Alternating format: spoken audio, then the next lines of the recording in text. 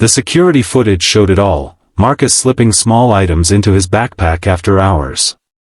Diane Winters, CEO of Horizon Technologies, watched the recording for the third time, her jaw clenched. 12 years building this company from nothing, creating a workplace people were proud of, and now this betrayal from the night janitor she'd personally hired 6 months ago.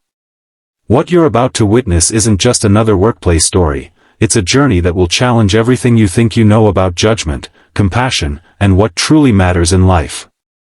If this story touches your heart, please consider liking this video and subscribing to our channel for more life-changing stories that remind us of our shared humanity. Diane closed her laptop with a decisive snap.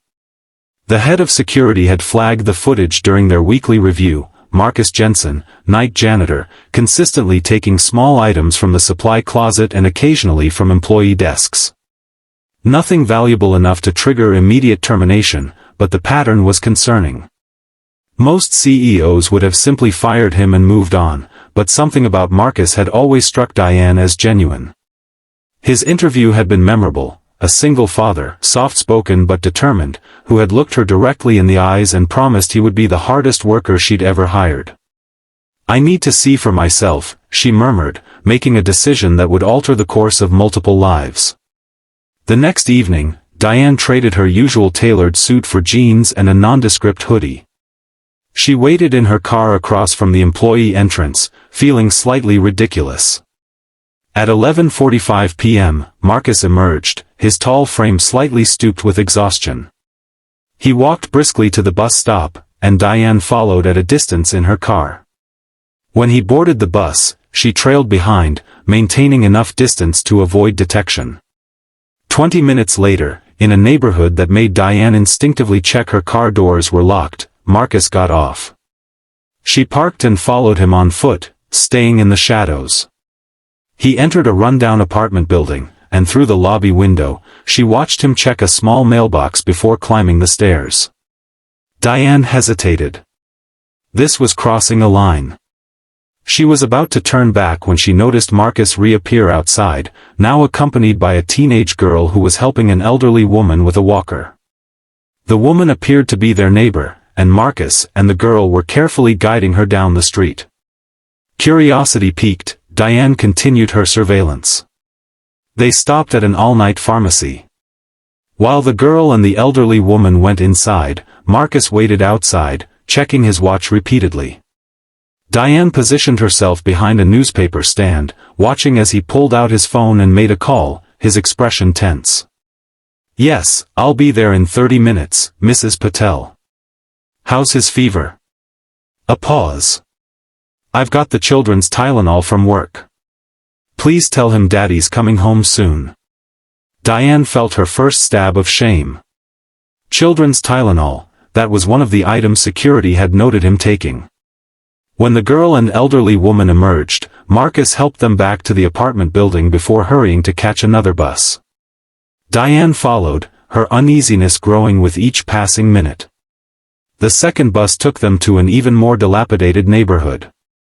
Marcus practically ran from the stop to a small house with peeling paint and a chain-link fence. A middle-aged woman opened the door before he could knock. "Thank goodness you're here, Mr. Jensen. Elijah's fever spiked again, and Lily won't stop crying for you. I'm sorry I'm late, Mrs. Patel. The bus was delayed." Marcus handed her some cash. "Thank you for staying extra hours." Diane watched from her car as the babysitter left and Marcus disappeared inside. She sat there for a long time, the reality of what she'd discovered settling heavily on her shoulders. Her employee wasn't stealing for personal gain, he was trying to care for his children. The next morning, Diane arrived at the office earlier than usual, her mind racing with what she'd learned and what she needed to do next. She requested Marcus's employment file and spent an hour reviewing it thoroughly. Single father of 2 children, Elijah, age 4, and Lily, age 2. Previous employment at 3 different companies within the past year, all short-term. Current address matched the second location she'd followed him to. Emergency contact was simply Mrs. Patel, neighbor. What struck her most was his salary.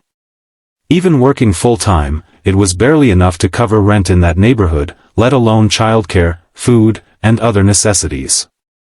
The company's health insurance had a 3-month waiting period, which Marcus had only recently satisfied. No wonder he was taking medicine from work. But there was more to the story. Diane could feel it. That afternoon, she called in her head of HR. "Tell me about Marcus Jensen's hiring process," she asked. "The janitor? Let me think. He was actually overqualified. Bachelor's degree in engineering, 5 years at Westlake Manufacturing as a project manager. But there was a 3-year gap in his resume.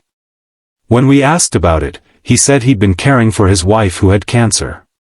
Diane felt her throat tighten. "And his references?" "Excellent. His former supervisor at Westlake said he was one of their best, but had to leave when his wife got sick. They would have rehired him, but the company downsized during the pandemic." The pieces were starting to come together, forming a picture that made Diane's earlier suspicions seem not just wrong, but cruelly misguided. That night, she again followed Marcus, this time with a different purpose. She watched as he picked up his daughter from the teenage girl, who she now realized must be a neighbor's child helping with childcare. The little girl clung to him, her face buried in his neck as he carried her home. An hour later, after he'd presumably put his children to bed, she saw the light in what must be the kitchen stay on as a shadow moved back and forth. At 1 a.m., the light finally went out. 5 hours later, it came back on. Marcus emerged at 6:30 a.m., dropping his children at what appeared to be an in-home daycare before catching the bus to his second job, a fact Diane hadn't known until she followed him to a construction site where he worked until 3 p.m. For 3 days, Diane observed this punishing schedule. Marcus worked construction from 7 a.m. to 3 p.m., spent a few hours with his children, then worked at Horizon from 6 p.m. until midnight. He slept perhaps 4 hours a night. The items he stole were always small: medicine, pencils for his daughter, occasionally food from the break room refrigerator that would otherwise be thrown out. On the 4th day, Diane made her decision. She arranged for Marcus to be called into her office at the beginning of his shift. When he arrived, the confusion and fear on his face were evident. He stood ramrod straight, his janitor's uniform freshly pressed despite its worn condition. "Mr. Jensen, please sit down," Diane said, gesturing to the chair across from her desk. "Ma'am, if this is about the supplies, I can explain," he began, his voice steady despite the tremor in his hands. "This isn't about the supplies, Marcus. At least, not entirely." Diane took a deep breath. "I know about your children. I know about your 2 jobs, about Mrs. Patel and the teenage girl who helps with childcare. I know about your wife." The color drained from his face. "How?" "I followed you," she admitted. "Security noticed the items you were taking, and instead of simply firing you, I wanted to understand why."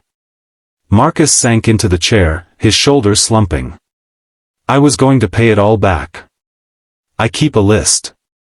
The Tylenol, the pencils, even the food. Elijah has these fevers, and without insurance for so long." His voice broke. "I couldn't let him suffer while waiting for payday." "Your son is sick?" Diane asked gently. Marcus nodded.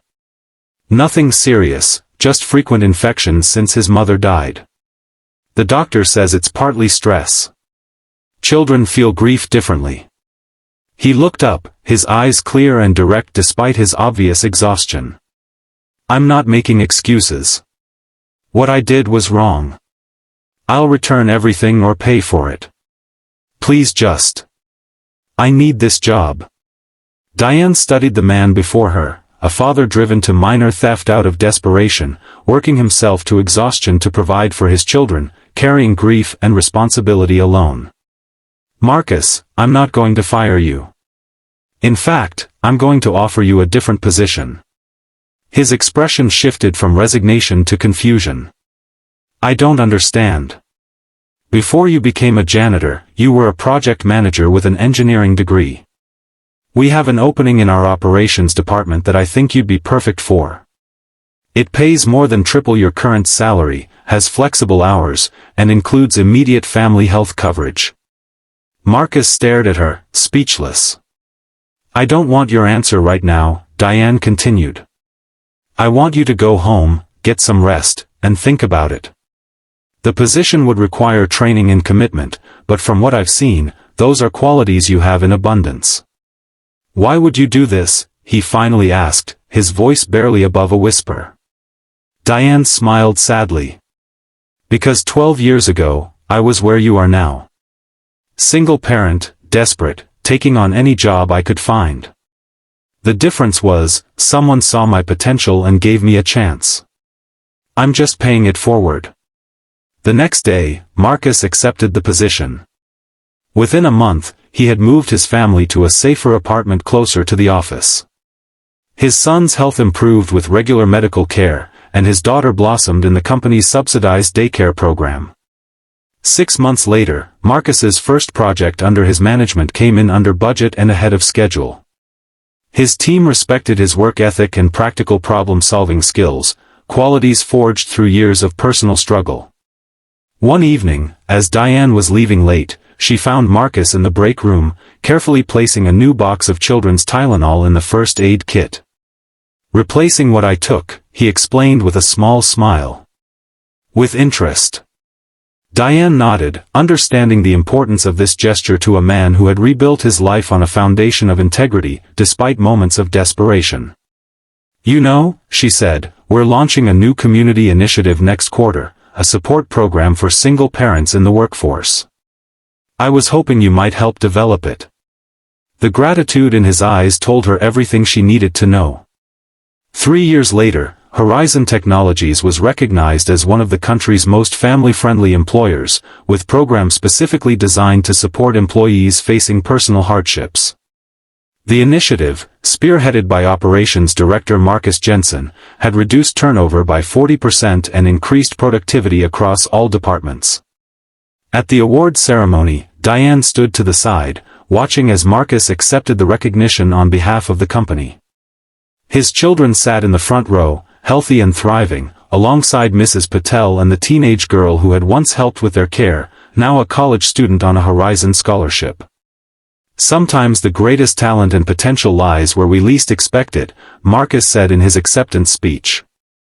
And sometimes, the simple act of looking beyond appearances, of following someone's struggle rather than just their actions, can change not just one life, but countless others.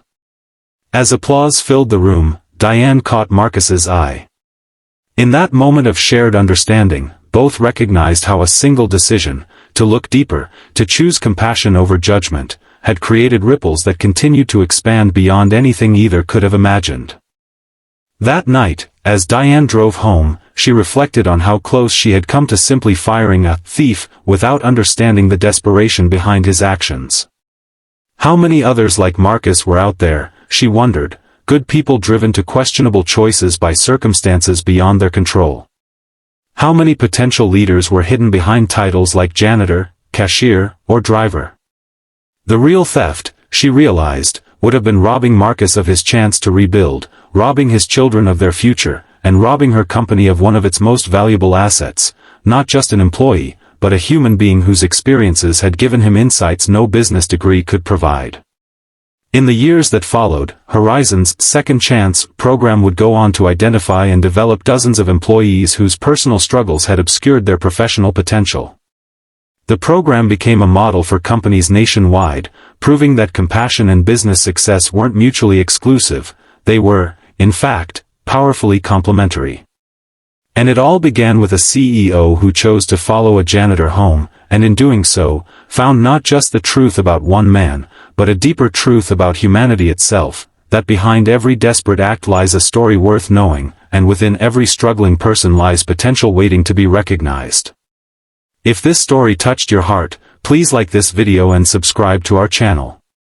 Remember that everyone you meet is fighting a battle you know nothing about, until you take the time to truly see them.